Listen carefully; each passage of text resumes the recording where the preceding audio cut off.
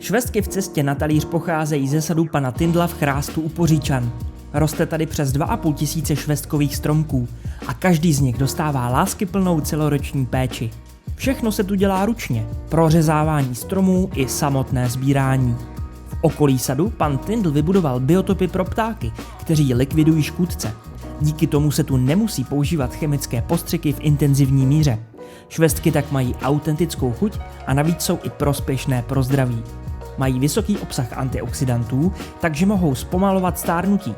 Obsahují také látky, které preventivně působí na zažívací ústrojí a předchází zánětům žaludku a střev.